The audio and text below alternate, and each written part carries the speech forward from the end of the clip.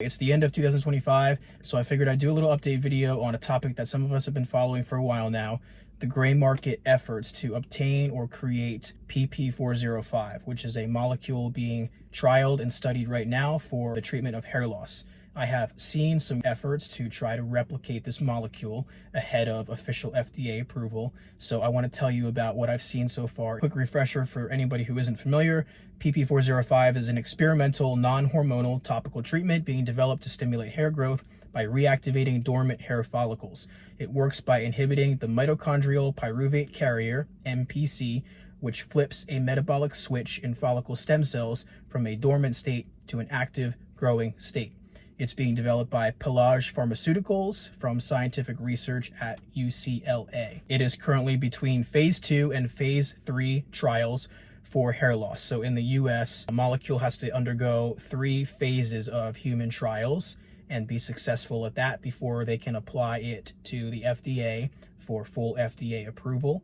And then the FDA will either reject it or approve it for a specific treatment. The reason why it's getting so much hype and is being seen as a potentially revolutionary hair loss treatment is because they said in early phase 2 trials that it was regrowing completely dormant hair follicles on Norwood 3 to Norwood 5 men. So not only was it thickening heavily thinned and miniaturized hair, it was regrowing supposedly new, thick, terminal hair. So if it succeeds at doing that, could be a revolutionary thing that we don't even see, finasteride and minoxidil necessarily being that successful. So that's why it's getting so much hype. And of course, a lot of people out there are so excited to get their hands on this compound as soon as they possibly can. So they're going to gray market methods to try to obtain this molecule ahead of time. So I'm going to summarize what I've seen so far in the gray market efforts up until December of 2025 to try to create or replicate the PP405 molecule. There have been multiple patents filed by Pelage Pharmaceuticals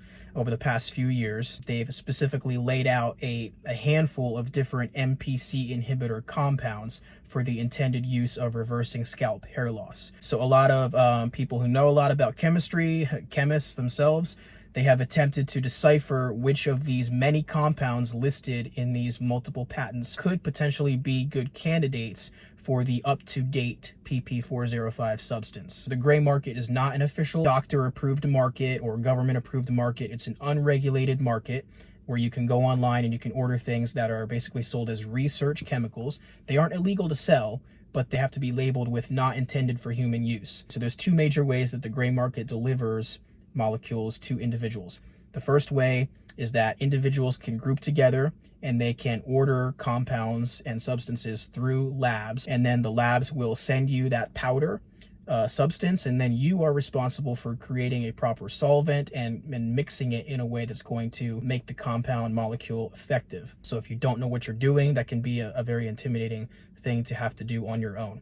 The second major way that the gray market delivers to people is these established vendors who have their own websites, and you can go online and order these products through these websites. They receive the compound, the molecule, through labs as well, but they formulate it with a proper solvent themselves and create that solvent delivery vehicle. They package it into a final product, and then you can order that product directly online. That way the product is in a ready-to-use form. You don't have to do any additional steps. It's just ready to go as soon as you receive it. We also have to make sure we differentiate 2 different types of products being sold right now, because if you go on sites like Amazon or eBay and type in PP405, you're going to see a long list of products that are labeled PP405, claiming to contain PP405, but really they're just essential oils and basic substances that are already known, and used by people, but they are not proven reversers of hair loss. So these kinds of generic products being sold on Amazon, eBay, and sites like that, they are absolute scams. They only contain well-known oils and substances that have been historically marketed to promote hair health.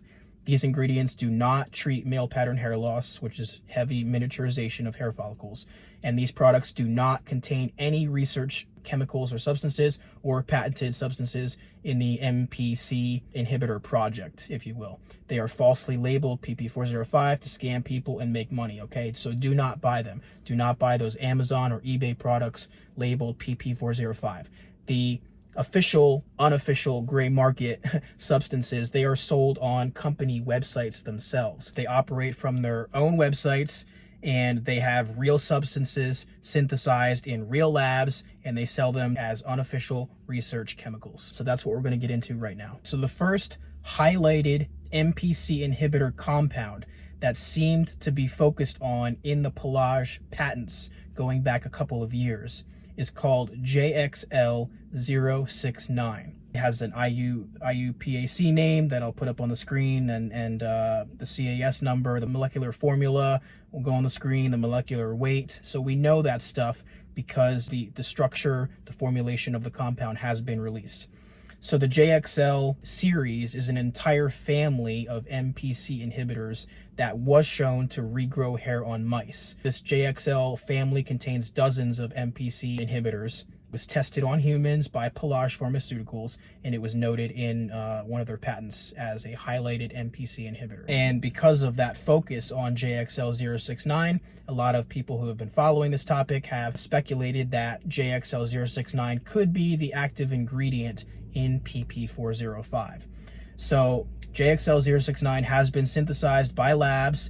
It has been sold on the gray market already and used for about a year so far. No confirmed positive results have come out of that. I've talked to some people who have said there have been issues dissolving the molecule JXL069, and so if it's not dissolved properly and it's not penetrating the skin properly, it's not going to reach the hair follicles and it will make it ineffective. So that's another thing. The delivery vehicle and the solvent that is being used in the product means a lot. And if you don't get that right, it could render the entire active ingredient ineffective. The gray market efforts with JXL069 started with loosely organized group buys from overseas labs. So a lot of people get together, online channels in a group, they all contribute, they buy a mass amount of product from an overseas lab, and then they receive it, and then they have to use solvents and stuff to try to dissolve it from there on their own. That's one method that's been tried so far. I've also seen the vendor called Umbrella Labs.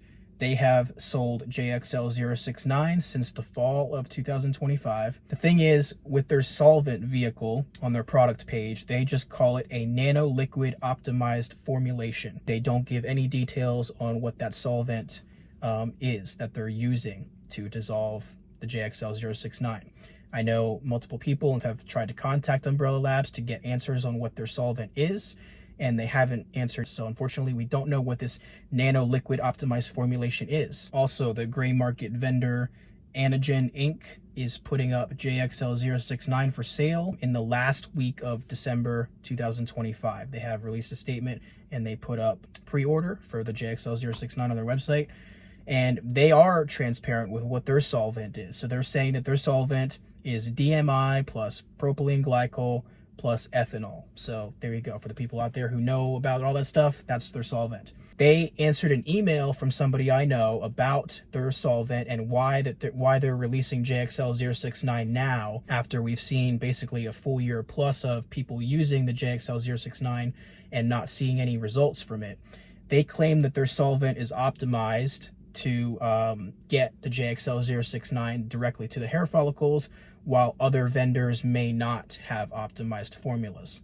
That's what Anagen Inc. is saying. So there you go. There's another option for JXL069. We will see how that goes over the next few months. The thing about JXL069 is it was listed in patents several years ago from Pelage Pharmaceuticals, right? So the question must be asked, if JXL069 was optimal enough as an MPC inhibitor, why has Pelage Pharmaceuticals moved on to develop dozens of more and newer compounds and molecules since that time? It's possible that JXL069 could be an active ingredient in the up-to-date PP405, and that the newer molecules being developed transform into JXL069 once they enter the skin. At this point, we just don't know. All right, the second major identified candidate from the patents that was believed to potentially be PP405 is called JXL082. So I'll put up all the molecular information about that one on the screen for you to check out. This is a newer prodrug that was developed by Pelage Pharmaceuticals to enhance the delivery of the active ingredient to the hair follicles. JXL082, it was going to be sold by a vendor called EveryChem a few months ago, but they canceled the release of the JXL082 after it was found that newer patents had been released from Pelage Pharmaceuticals, and they had listed dozens more MPC inhibitors, prodrugs that were developed later after JXL082. So it was basically believed that JXL082 was an earlier developed prodrug, and that it's not an optimal prodrug, and it was basically abandoned because it wasn't good enough. There are better molecules available. So it's not believed to be the true PP405 compound anymore. The one good thing about EveryChem's planned JXL082 release is that they had it in a gel formulation, which matches what Pelage Pharmaceuticals is doing with their official trials with PP405, not a liquid. Most topicals historically come in liquids. So there must be a reason why they're using a gel. It must be optimizing the delivery of the active ingredient to the hair follicles. So it's a good sign that EveryChem was willing to use a gel for their JXL082. I was about to say that I don't think anybody has tried JXL082, but I actually met somebody just a few days ago who knows somebody who claims to have gotten one of the JXL082 bottles, because EveryChem, basically they released it and then they put a stop on the orders, but they let people either receive the product or get a refund. So this person claims to have opted to receive the product. They claim that they did get some hair strengthening, and furthermore, this person is claiming that basically all MPC inhibitors are effective and work to some degree. So you might not notice it. It might take a long time to work, and they're all going to work to varying degrees. And obviously the PP405 is the best formula that Pelage is going for, but he's claiming that JXL082 even might be effective in some people. Like I said, that's totally anecdotal. I don't know this person. Other than him, I don't know of anybody who's tried the JXL082. On to the next attempt. So the third identified candidate from the patents is called PP30. So this is from a patent published in October 2024, and all the molecular information will go on the screen that I have found online in the PubChem database. This PP30 was identified by some chemistry-minded people as a potential good candidate for PP405 due to its structure and things like that. PP30 has been sold by Umbrella Labs since October 2025, again with no confirmed positive results, unfortunately. Some people will say, well, you don't even know what you're getting. You don't know that it's the real PP30. It could just be totally fake. These gray market vendors, they do get independent official lab tests to verify that the molecule that they're selling is what they're saying it is. So Umbrella Labs sends the powder, the molecule, to a lab. That lab tests that compound and checks, all the molecular information, and they confirmed that it is PP30. So far, Umbrella Labs is the only gray market vendor to sell PP30. But again, the solvent and the delivery vehicle matters, and it can render an active ingredient completely useless. So again, Umbrella Labs is saying that they're using this nanoliquid optimized formulation for this product, but they give no details on what that is. I've also been told that PP30 is planned to be sold by EveryChem in early 2026. And since EveryChem was using a gel formulation for their JXL082, I would expect their PP30 to also be in a gel formulation. So something else, another try to look forward to over the next few months. All of these MPC inhibitor molecules are listed and laid out in the Pelage Pharmaceutical patents. We don't know what the final PP405 is, but we do know what these individual MPC inhibitors listed and described and laid out in the patents are. So these are attempts. That's all they are. They're attempts at guessing what the real PP405 is, or at least guessing at which one of these is effective enough to regrow hair in people. But still, PP30 is not one of the most recent listed and developed compounds by Pelage Pharmaceuticals. The most recent patent published was in May of 2025, and it only contains less than 10 MPC inhibitor molecules. So if you want to believe that the up-to-date PP405 being used in the human trials right now is from the most recent Pelage Pharmaceuticals patent, then we're down to less than 10. Some people familiar with chemistry, again, have looked at this most recent patent and the molecules listed in it and identified one that they think could be a good candidate for PP405, and we're calling it 3HP. It's called 3HP because it wasn't given an official name in the patent. So it's being called 3HP because of its IUPAC name. Basically, it begins with 3-hydroxypropyl. So that's where the 3HP comes from. It's been identified, 3HP, as a potentially good candidate for PP405 based on its structure and properties. 3HP does not have a CAS number yet because apparently, as far as I know, it hasn't been recognized by any official lab databases in the world yet. 3HP is also planned to be sold by Every Chem starting in early 2026. So Every Chem has publicly said that they're going to release PP30 and 3HP as two potential variants that could be PP405. Hopefully in a gel formulation, like I said, which we're believing is for optimized delivery to the hair follicles. So this is the next one to try, I think, is going to be the 3HP, since we've tried the PP30 from Umbrella Labs, haven't really seen any confirmed or significant regrowth. So the next one up is this 3HP, which is from the most recent Pelage patent. So to summarize, we've gone from JXL069 to JXL082 to PP30 to 3HP. Pelage Pharmaceuticals, they released a statement for a magazine interview recently, and they made a comment that they do not endorse people's gray market attempts to try to get or create PP405 now. I mean, this shouldn't surprise anybody. Of course, they're not going to endorse rogue efforts outside of their company's development of these NPC inhibitors. Of course, they're not going to endorse anything outside of that. That shouldn't surprise anybody. It was a little bit misreported online, Wikipedia and some other places, that Pelage Pharmaceuticals in this magazine interview said that PP405 is not JXL069. And that's actually not true. They don't say in this magazine article that JXL069 is not PP405. They actually don't mention JXL069 at all by name. They're basically just saying that they, we're guaranteeing that people are not treating themselves with PP405. Okay, obviously, we know that because we don't know the final formulation of PP405. But they don't deny that JXL069 is an active ingredient in PP405.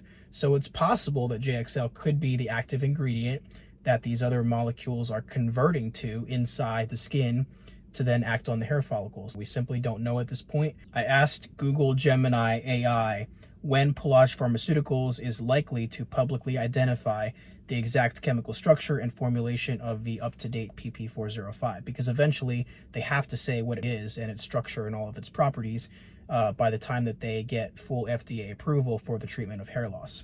So this is what Gemini AI told me. Pelage Pharmaceuticals could reveal the full structure at a formal press conference in 2026, or they could reveal the full structure in a peer-reviewed scientific publication at some point in the future, or they could wait until their FDA new drug application filing goes through, at which point they would be required to reveal it in full.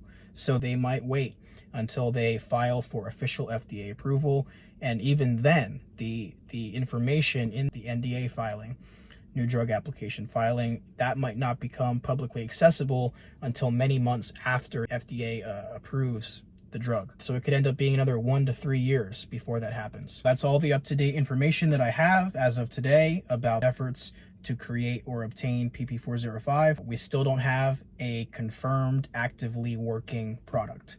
If we do obtain one in the future and it's clearly working, and by clearly working, I mean I see it working on myself, and I also see confirmed evidence of it working on at least several other people. If we hit that point, I will let you know. Until then, we're just going to keep trying, taking guesses at which of these NPC inhibitors could be effective from the official Pelage Pharmaceuticals patents. So until then, keep using your 5-AR inhibitors if you're on them, finasteride, dutasteride, use your minoxidil. That's the best stuff we have on the market to date. Hopefully we'll get some good information about PP405 in the 2026 medical conferences that are planned, that have invited Pelage Pharmaceuticals. Hopefully we'll get some good information about the phase 2 trials and the phase 3 trials, which should begin at some point in 2026. So until then, good luck with everything. See you again in the future.